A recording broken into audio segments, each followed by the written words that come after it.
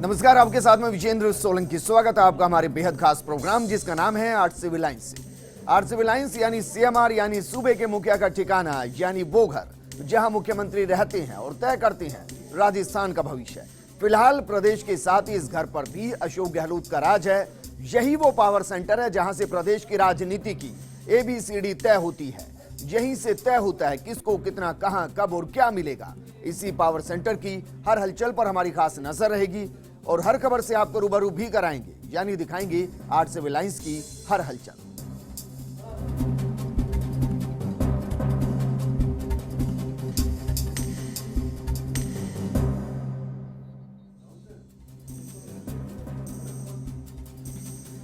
Art civil lines की शुरुआत करते हैं बड़ी खबर के साथ, या फिर कहें कि मुख्यमंत्री गहलोत एक्शन में नजर आ रहे हैं और प्रदेश में नई आबकारी नीति को लागू कर दिया गया है। 1 साल के लिए नई आबकारी नीति जारी की गई है। लॉटरी के जरिए अब शराब लाइसेंसों का आवंटन किया जाएगा। बड़ी खबर हम आपको बता रहे हैं, प्रदेश में नई आबकारी नीति लागू कर दी गई है और इसके तहत ऑनलाइन आवेदन आबकारी विभाग लेगा ताकि कोई गड़बड़ी ना हो, पारदर्शिता बनी रहे। शराब लाइसेंस लॉटरी की तिथि जल्द अब जारी कर दी जाएगी और उस तिथि के बीच में आप बाकायदा ऑनलाइन आवेदन कर सकते हो। ऑनलाइन आवेदन की तिथि भी जल्द जारी कर दी जाएगी, ऐसी जानकारी मिल रही है। और देखिए, देसी मदिरा की 6,640 दुकानें हैं जो आवंटित की जाएंगी और इसके लिए इसकी संख्या को घटाकर इस बार 5,543 कर दिया गया है। 10 लाख रुपए तक के देसी मदिरा समूह के लिए आवेदन शुल्क 23,000 रुपए है। 10 लाख से ज्यादा की समूह के लिए आवेदन शुल्क होगा 28,000 रुपए। वहीं अंग्रेजी शराब की दुकानों के लिए 28,000 रुपए आवेदन शुल्क निर्धारित किया गया और इसके अलावा जयपुर से जोधपुर तक के लिए बेसिक लाइसेंस फीस 22 लाख रुपए तय की गई है। न्यूनतम स्पेशल बैंड फीस 8 लाख होगी, ये भी जानकारी यहां पर मिल रही है। और कुल लाइसेंस फीस होगी 30 लाख रुपए, यानी कि 22 लाख अलग, 8 लाख अलग, दोनों को मिलाएंगे तो 30 लाख। चतुर्थ श्रेणी की नगरपालिका अंग्रेजी मदिरा दुकान होगी। कंपोजिट और सागवाड़ा नगरपालिका को छोड़कर कंपोजिट 29 मार्च तक जमा होगी। देसी मदिरा समूह के लाइसेंस फीस में 15% की बढ़ोतरी की गई है। लाइसेंस फीस का 8% धरोहर राशि के तौर पर जमा होगा। देसी मदिरा, अंग्रेजी शराब और बियर पर आबकारी शुल्क में भी बदलाव किया गया है। तो बड़ी जानकारी हम आपको दे रहे हैं, प्रदेश में नई आबकारी नीति लागू कर दी गई है और आबकारी विभाग की जिम्मेदारी संभालते हुए मुख्यमंत्री अशोक गहलोत ने इस आबकारी नीति को लागू किया है। और बड़ी बात यह है कि जो शुल्क यहां पर बढ़ोतरी की गई है उसमें से 8% शुल्क धरोहर संरक्षण के काम यहां पर आने वाला है और इस दौरान ऑनलाइन ये पूरी प्रक्रिया होगी। जल्दी तारीख का ऐलान कर दिया जाएगा कि जब आप प्रक्रिया का हिस्सा बन सकते हैं, आवेदन कर सकते हैं, ताकि ये पूरी जो प्रोसेस है पारदर्शी रहे, इसलिए ऑनलाइन इसको रखा गया है। और कुछ संख्या यहां पर घटाई गई है। देसी मदिरा समूह की संख्या घटाकर 5,543 की गई है और 10 लाख रुपए तक के देसी मदिरा समूह के लिए आवेदन शुल्क 23,000 रुपए है। वहीं इससे ज्यादा अगर है तो उसके लिए 28,000 रुपए, ये भी एक यहां पर राइडर लगाया गया। और अंग्रेजी शराब की दुकानों के लिए तो एक फिक्स है 28,000 रुपए। और वहीं जयपुर से जोधपुर के लिए जो बेसिक लाइसेंस फीस है वो दरअसल 22 लाख रुपए यहां रखी गई और इसके अलावा न्यूनतम स्पेशल बैंड फीस 8 लाख रुपए, यानी कि कुल मिलाएंगे तो ये लगभग 30 लाख के करीब होगा। वहीं आज बजट आ गया जिसे सूबे के मुखिया अशोक गहलोत ने चुनावी दस्तावेज बताया है। गहलोत के मुताबिक इस बजट में किसानों के साथ मजाक किया गया है और कुछ प्रतिक्रियाएं भी यहां पर दी गई हैं। गहलोत किस तरीके से इस बजट का एनालिसिस करते नजर आए, ये रिपोर्ट हम आपको दिखा रहे हैं, जरा देखिए। का निर्णय सरकार ने किया है। मोदी सरकार ने अंतरिम बजट पेश कर दिया है, लेकिन इस बजट को कांग्रेस ने चुनावी जुमला करार दिया है। सीएम अशोक गहलोत ने सोशल मीडिया के जरिए केंद्र सरकार पर हमला बोला। गहलोत ने इस बजट को सिर्फ चुनावी दस्तावेज करार दिया। गहलोत ने लिखा कि इस बजट में लोगों की मांगों पर ध्यान केंद्रित कर जुमलों की पूर्ति की गई है, तो वहीं इस बजट ने केवल शब्दों की बाजीगरी होने का प्रमाण दिया है। जब भाजपा सरकार का कार्यकाल समाप्त होने वाला है, केंद्र सरकार ने अपने 10 साल का विजन दिया है। वहीं कांग्रेस के राष्ट्रीय अध्यक्ष राहुल गांधी ने भी बजट पर ट्वीट करते हुए किसानों के लिए की गई घोषणाओं को अपमान बताया है। मुख्यमंत्री अशोक गहलोत ने इस ट्वीट को रीट्वीट भी किया है, जिसमें उन्होंने किसानों के लिए एक दिन का 17 रुपए और कुछ नहीं बल्कि उनका अपमान है। उन्हें इतनी कम राशि देना पिछले 5 सालों में सरासर उपेक्षा के बाद उनके घाव पर नमक रगड़ने जैसा है। केंद्र सरकार के इस बजट को लेकर गहलोत की तीखी प्रतिक्रिया को काफी लाइक्स और रीट्वीट भी मिल रहे हैं। Bureau report, first India. Social media पर दिखाएंगे हम आपको कैसे मुख्यमंत्री अशोक गहलोत एक्टिव नजर आए, लेकिन मरुधरा फतह के लिए कांग्रेस के कर्णधार अशोक गहलोत की गंभीरता किसी से छिपी नहीं है। राजस्थान में चिंतन, मनन और पार्टी कार्यकर्ताओं को एक्टिवेट करने के बाद अब दिल्ली में तैयारियों पर मंथन की तैयारी है। शनिवार को दिल्ली में अशोक गहलोत की मौजूदगी में उच्च स्तरीय मीटिंग होगी। 15 जीआरजी पर होने वाली इस मीटिंग में संभावित उम्मीदवारों के नामों पर चर्चा होगी। ये रिपोर्ट देखिए।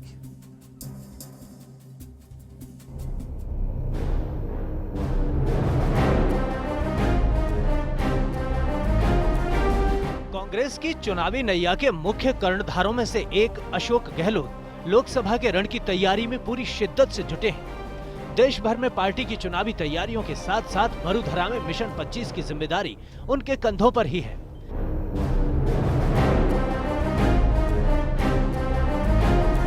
इसका भी उन्हें बखूबी इल्म है। पार्टी आला कमान की उम्मीदों पर खरे उतरने के लिए वे लोकसभा के रण में पूरी तैयारी के साथ उतरने की प्लानिंग में दिन रात जुटे हैं।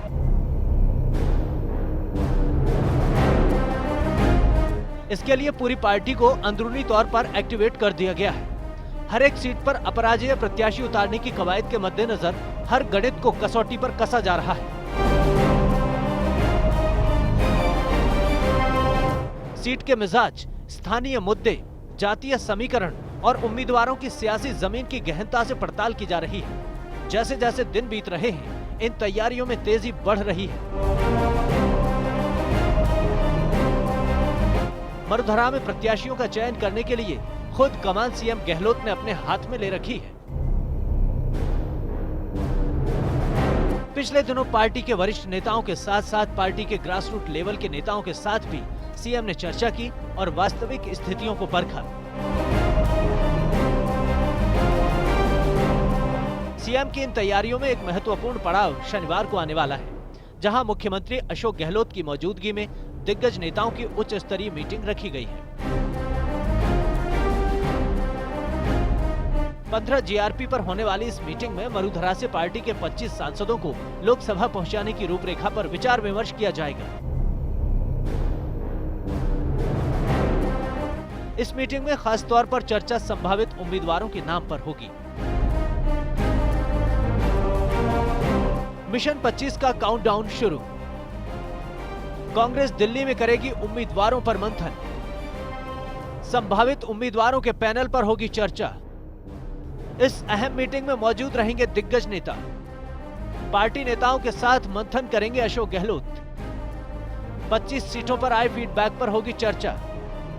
सभी मंत्रियों की रिपोर्ट भी आ चुकी है पार्टी के पास। इस मीटिंग पर राजस्थान की पूरी कांग्रेस की नजर है, क्योंकि इससे पहले सभी अहम मीटिंग जयपुर में हो चुकी है।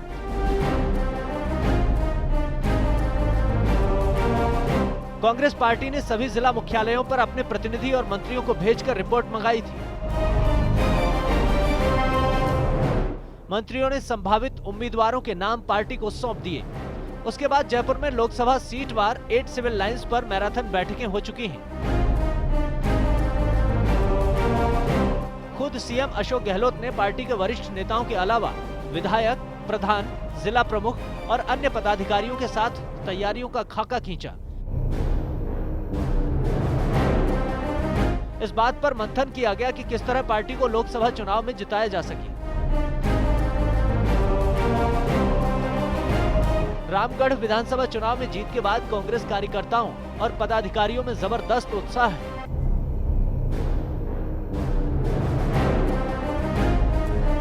खुद मुख्यमंत्री अशोक गहलोत ने माना है कि रामगढ़ की जीत बड़ी है और ये फैसला ऐसे वक्त आया जब एक मैसेज देने की जरूरत थी, क्योंकि सरकार बनने के बाद जब कोई चुनाव होता है तो उसके परिणाम का मैसेज दूरगामी होता है।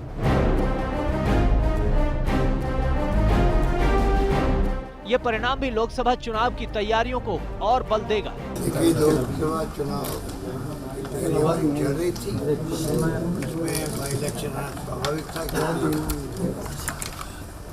घोषणा होगी तो बाई इलेक्शन की। आज मुझे बहुत खुशी है कि जनता ने सही फैसला किया।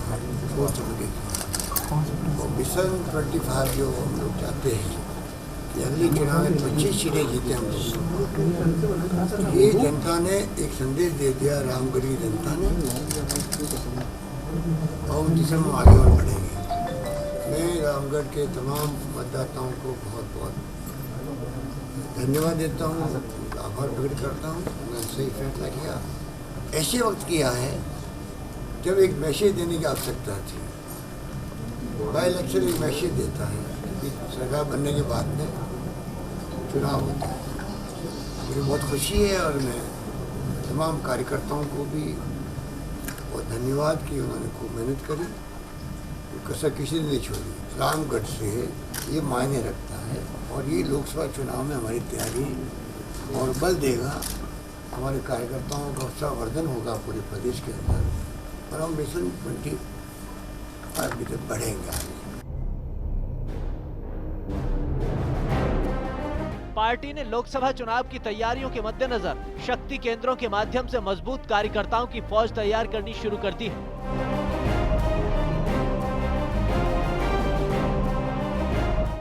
अब बूथ अध्यक्ष, ब्लॉक अध्यक्ष भी बनाए जा रहे हैं।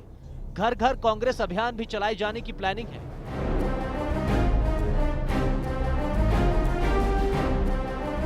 संगठन को नए सिरे से धार दी जा रही है।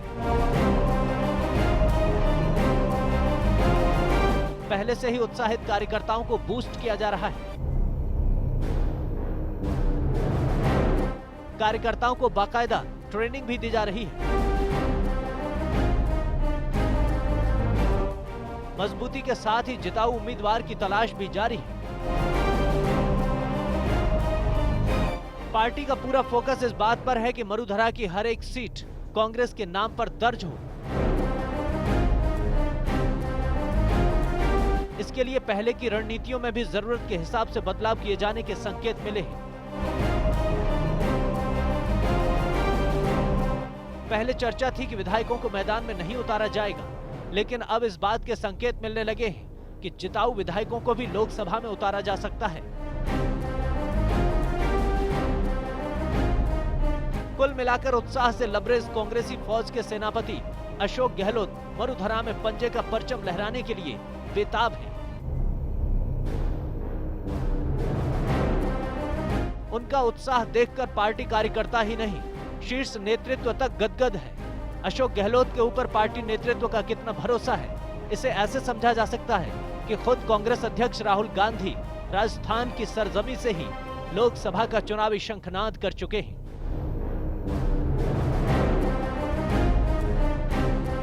Naresh Sharma, first India news, Jaipur.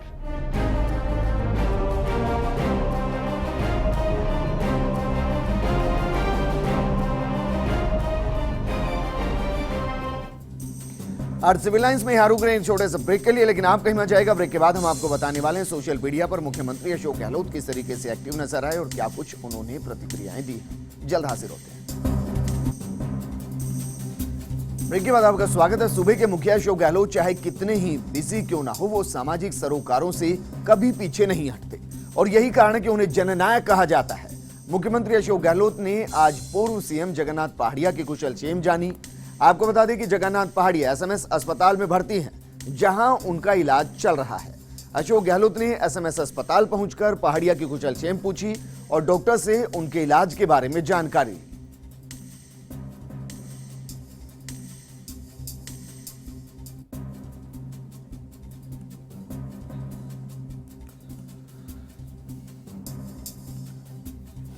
इसके बाद मुख्यमंत्री अशोक गहलोत कांग्रेस नेता रणदीप धनखड़ के जन्मदिन पर आयोजित कार्यक्रम में पहुंचे, जहां उन्होंने रणदीप धनखड़ को शुभकामनाएं दी। अशोक गहलोत यहां सह परिवार पहुंचे। इस दौरान अशोक गहलोत की पत्नी सुनीता गहलोत, बेटे वैभव गहलोत और पुत्रवधू हिमांशी गहलोत और पोती कासमनी भी मौजूद रही। वहीं रणदीप धनखड़ की शादी की वर्षगांठ भी होने के चलते अशोक गहलोत और उनकी पत्नी सुनीता गहलोत ने दंपति को माला भी पहनाई।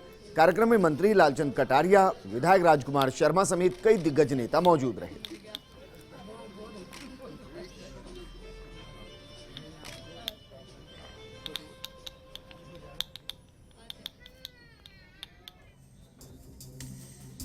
मुख्यमंत्री गहलोत से मिलने के लिए हर कोई बेताब रहता है, हर कोई उनसे मिलकर खुश नजर आता है।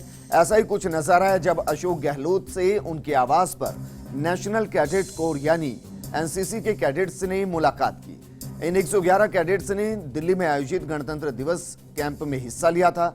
इस दौरान बिरला विद्यापीठ पिलानी के बैंड की छात्राएं भी मौजूद रही। इस मौके पर गहलोत ने कहा कि कैडेट्स से मिलकर बहुत अच्छा लगा और खुद के अनुभव भी साझा किए। आपको बता दें कि गहलोत भी एनसीसी कैडेट रही हैं।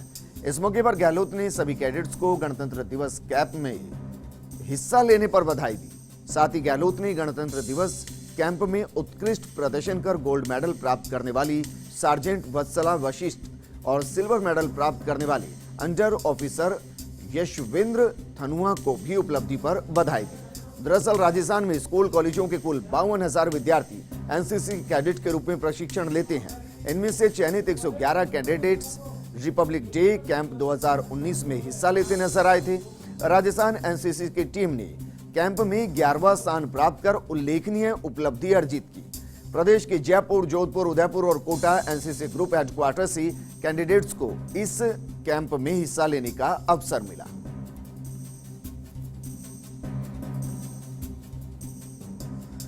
वहीं जालोर की पथमेड़ा गौशाला के प्रतिनिधिमंडल ने भी सीएम अशोक गहलोत से मुलाकात की और इस दौरान गहलोत ने गौशाला में चल रही काम की जानकारी ली। वहीं उत्पाद के बारे में प्रतिनिधिमंडल के साथ चर्चा की। इस दौरान मंत्री सुखराम बिश्नोई भी मौजूद रहे।